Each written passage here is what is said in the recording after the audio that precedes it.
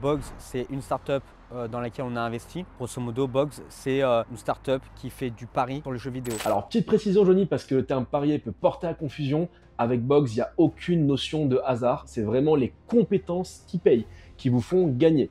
Si vous êtes meilleur que votre adversaire, vous gagnez. Si votre adversaire est meilleur que vous perdez. Aussi simple que ça, il n'y a aucune notion de hasard. C'est un peu comme si vous preniez un boxeur qui combattait un autre boxeur. S'il gagne, il remporte le cash prize. Et s'il perd, eh bien, il a perdu. Aussi simple que ça.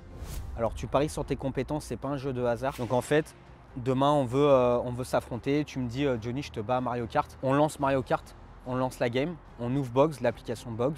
Et attention, Johnny, t'oublies le plus important. On affronte d'autres adversaires sur Bogs, mais à la fin, quand on cumule tous ces Bogs qui valent de l'argent, eh bien, on peut les retirer directement en euros sur son compte bancaire. Et c'est ça le plus fou chez Bogs. Tu gagnes de l'argent en jouant à tes jeux vidéo préférés. On met 10 balles chacun. Tu mets 10 euros, je mets 10 euros. Cash prize de 20 euros. Celui qui remporte notre Mario Kart gagne la mise. C'est pas un jeu de hasard. C'est pour ça qu'on ne dépend pas de hasard, parce que tu paries sur tes compétences à toi. Tu vois, c'est vraiment je parie que moi je suis le meilleur vis-à-vis de toi. Je suis meilleur que toi dans le jeu, donc je parie sur mes compétences. Et tu vas parier des box. Tu paries pas de l'argent réel. Ça va être de la monnaie box. Un box égale 1 euro, quoi, grosso modo. Donc voilà, donc ça c'est une startup dans laquelle on a investi, on a levé de l'argent. On a levé 100 000 euros, 100 000 euros en un mois. Donc on a une très belle levée de fonds. On est passé sur des médias d'ailleurs pour cette levée de fonds. Mais c'est la fameuse startup dans laquelle on a pivoté. Et en fait, c'est pour ça que oui, on a levé de l'argent très rapidement sur le projet Box. Par contre, le projet initial, on a mis un an pour lever de l'argent. Et on n'a pas levé. Mais ça a pris un an pour arriver à un pivot là. Donc on aurait pu être plus rapide sur le projet, ce qui donne une bonne finalité en soi. Tu vois, pour revenir à un pivot, on lance un premier projet en crypto-monnaie, etc. On veut lever de l'argent, on veut lever beaucoup d'argent au début, ça prend pas, on baisse le budget, on n'arrive toujours pas à lever. Et un matin, le fondateur qui m'appelle, qui me dit Johnny, on va pivoter, on va faire autre chose. On valide le pivot ensemble, on a structuré ce pivot-là, on a complètement pivoté, en un mois on lève 100 000 euros. Et on a revu la stratégie, on a dit ok, on lève 100 000 euros, on a fait passer un deal avec un développeur, etc. pour baisser les frais de développement. On lance l'application, on fait du cash, on sait qu'on est rentable day one avec cette application. On a levé ça très rapidement.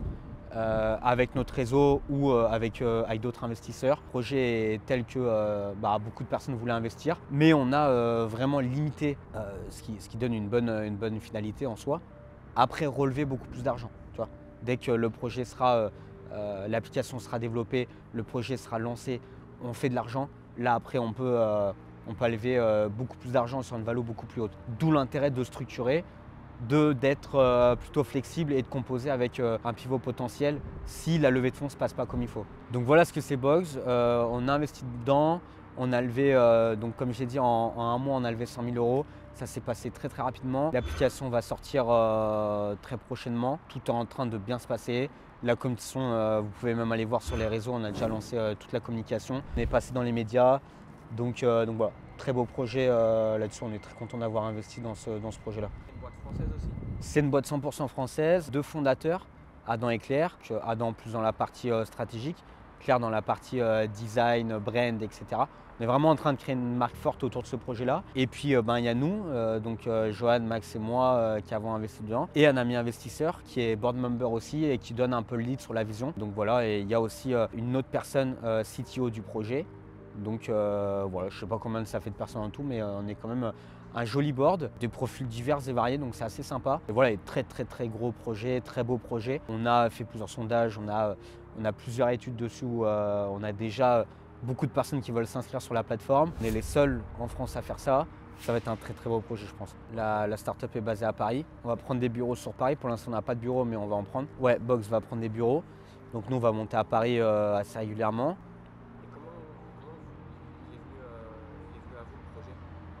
Ah, très bonne question. C'est un ami en commun, ancien membre du Mastermind, qui m'a dit écoute Johnny, je connais un mec qui veut lever des fonds pour son premier projet à la base. Je dis écoute, pas de problème, on a échangé. Le fit est super bien passé entre nous. On a fait cette première levée de fonds dans laquelle on a plus ou moins échoué. Enfin, on n'a pas beaucoup plus creusé. Enfin, on a quand même levé sur un an. On a pivoté, ça a pris. Mais à la base, c'est un contact d'un ami. Et avec qui maintenant on est très amis avec Adam et Claire. Ils sont venus sur la Côte d'Azur, voilà, ça se passe très très bien entre nous. Alors tu vois, ça me fait rebondir sur un truc. À la base, quand on a structuré le pitch pour lui, donc c'est donc Adam qui va pitcher, on discute, on connecte justement le feeling, je dis bah qu'est-ce que tu fais, etc. Et il faut savoir qu'Adam, c'est un sportif de haut niveau. Il est champion du monde de grappling. Il a quand même très haut niveau. Et en fait, je lui dis, bah ça, tu vois, c'est un truc qu'il faut mettre en avant dans ton pitch. Pourquoi? Parce qu'auprès des investisseurs, un sportif de haut niveau, il a une discipline. Et il lâche pas. Il a un objectif, il lâche pas. Ce qui fait que dans son projet professionnel, il a déjà connu une discipline à avoir. Il a déjà connu des challenges, des galères, etc. Ce qui fait que bah, dans sa startup, qui va être ultra challengeante, la preuve étant qu'on a connu une levée de fonds difficile, avant le pivot où on a connu une levée de fonds très facile, et ben le fait qu'il soit sportif de haut niveau, il a une discipline, il a le goût du challenge, il a cette hargne, tu vois, cette rage de vaincre, et ce qui fait que tu as plus envie de croire en lui, tu as envie d'investir sur lui. Donc je lui dis, ça mets-le en avant. Et moi voilà, c'est son profil qui, c'est un ancien commerçant, il a déjà fait de l'argent dans le business et il vend bien son truc, il pitch bien, etc. Qui fait que je dis, bon bah vas-y, let's go. Et à la base, on n'était pas investisseur. À la base, je le coachais juste dans sa levée de fonds. Au fur et à mesure du pivot, je dis, bon bah allez, on réinvestit derrière. Donc on avait des parts à la base, mais plus en échange d'expertise. Et derrière, on est devenu investisseur financier plus expertise. Donc voilà, ça s'est fait comme ça. Mais le feeling, si tu veux, ça a une énorme importance. Et c'est pas parce que nous, on va pas investir dans une boîte parce qu'on n'a pas le feeling avec le gars ou la fille que c'est une mauvaise start-up. Juste que pour nous, on n'a pas ce feeling-là. Et nous, on investit que quand on a le feeling et qu'on sent qu'il y a un truc à faire, tu vois. Toi, tu peux avoir le feeling avec quelqu'un que moi, j'aurais pas. Et inversement, tu vois. La relation, elle se crée au fur et à mesure. Tu sens que la personne en face, elle a vraiment envie, croit en son projet. Voilà, coûte que coûte, elle fera de l'argent. Elle est apte à pivoter. Tu vois, à la base, Boggs, anciennement Goldies, en soi, à la base, moi, je croyais au projet, je crois toujours à ce projet-là, mais trop compliqué à lever de l'argent là-dessus. Je ne me suis pas trompé sur le CEO, sur Adam, parce qu'il a réussi à faire un pivot très rapidement. C'est lui qui m'a sorti cette idée-là. Et je dis, putain, c'est une idée de génie. C'était quoi? Tu peux en parler de ça, du pivot, de ce que vous avez de base et de ce que vous avez... Bah, le premier projet, on va pas en parler parce que du coup, ça va se faire. Mais pour l'instant, on n'a pas envie de se faire prendre l'idée. C'était un énorme projet, beaucoup plus basé sur de la crypto-monnaie. Et derrière, il m'a dit non, en fait, on va tout changer. On va parler sur nos compétences dans le jeu vidéo. Parce qu'en fait, dans le jeu vidéo, à l'heure d'aujourd'hui, si tu veux gagner de l'argent, il faut être soit streamer, soit joueur professionnel. Et il s'est dit, en fait, beaucoup de gens aimeraient avoir des revenus externes, des revenus annexes, en plus de leur métier sur le jeu vidéo. En fait, c'est mise sur tes compétences pour gagner de l'argent. Ok, si je joue à la pétanque, je kiffe la pétanque. Bah, si je peux me faire 1000 balles en plus, bah, tant mieux. Bah, comme toi, demain, si tu kiffes FIFA, tu es bon à FIFA, tu dis, bah, écoute, si je peux me faire 50, 100 balles, 200 balles, bah, why not, tu vois. Et tu capitalises sur le temps où tu joues. Donc, tu prends du plaisir et en plus, tu gagnes de l'argent. Nous, on est une appli annexe. On ne se bloque pas sur le jeu vidéo. En fait, il va se connecter sur son compte PSN ou alors moi, je ne connais pas trop les comptes Xbox, etc. Il se relie sur l'application, trouve un matchmaking. Nous, on se trouve sur l'application. On joue ensemble sur le même jeu, c'est cross-platform, on parie, on fait la game et on rapporte notre résultat. Nous, on a quand même des connexions API avec les jeux pour voir s'il n'y a pas une fraude. Et derrière, il faut prendre une photo, etc. Enfin, il y a des systèmes de sécurité pour pas qu'il y ait du mytho dans le dire j'ai gagné, mais en fait non. Derrière, il y a des litiges, il y a des bans, etc. On a tout cadré ça. Okay. Mais non, on peut faire tous les jeux vidéo. Et même, tu peux parier, je te bats au 100 mètres? Alors non, c'est que sur le jeu vidéo. Mais derrière, c'est une idée de dire on va faire un run sur Strava, tu vois, dans l'idée ça pourrait. Mais pour l'instant c'est uniquement sur le jeu vidéo. C'est pour ça que c'est un gros projet. D'ailleurs si vous voulez aller voir sur les réseaux, vous tapez Boggs sur internet, sur Instagram, TikTok, LinkedIn, on est partout. Et voilà, et puis Adam parle beaucoup mieux que moi. Et derrière pourquoi pas d'ailleurs faire une vidéo ensemble là-dessus. Donc Adam, si tu vois cette vidéo, je t'invite à venir sur la chaîne et en parler pour parler de l'idée, etc. Mais en tout cas, voilà, tout le monde peut aller voir sur les réseaux et il y a tout. On commence la communication, c'est pour ça qu'on peut en parler.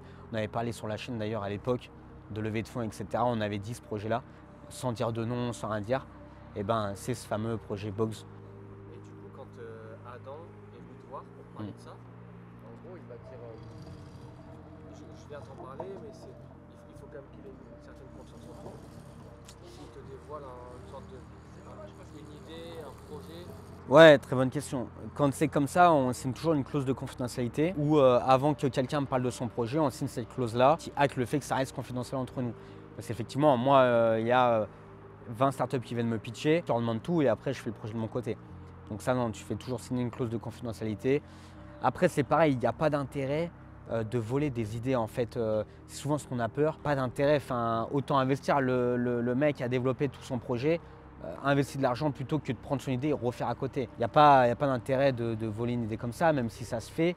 Et à ce moment-là, dans tous les cas, tu quadrifies ça par clause de confidentialité. Et après, dans la levée de fonds, tu as des étapes. Tu ne vas pas tout dire d'un coup. C'est-à-dire que tu donnes la globalité du projet. Après, tu vas affiner au fur et à mesure selon comment tu sens que la relation évolue. Comme dans Labs où au début, quand tu lèves 10 millions avec un fonds d'investissement, tu as des étapes. Tu pitches ton projet, tu signes la clause, tu vas plus loin, tu signes des contrats un peu plus structurés, tu signes une LOI, tu as accès à la data room plus privée, etc. C'est plus confidentiel. Toi, tu utilises quoi comme support pour échanger tes échanges sur WhatsApp? Nous, on utilise beaucoup WhatsApp. Après, tout ce qui est documents juridiques, c'est mon avocat qui l'envoie en signature électronique, mais qui passe par sa plateforme à lui. Et après, Data Room, tu peux faire sur Notion, sur Drive, voilà, après avec des codes d'accès. Enfin, ça dépend à quelle notion tu mets cette Data Room-là, si elle est vraiment confidentielle ou pas, quoi. De toute façon, toi, tu n'es pas là pour piloter la boîte, tu es là surtout pour voir son état de santé, son fonctionnement. Ouais, plus pour coacher, donner mon avis, donner la vision. Nous, on est sur nos domaines. Moi, je vais coacher sur la levée de fonds, sur la structure juridique, sur les finances, faire les rendez-vous avec les avocats, experts comptables. Et puis Max va plus être là sur la partie vision structurée de la boîte. Dire voilà, il vaut mieux qu'on aille dans telle direction, la partie commerciale, la partie message, partie un peu branding, etc.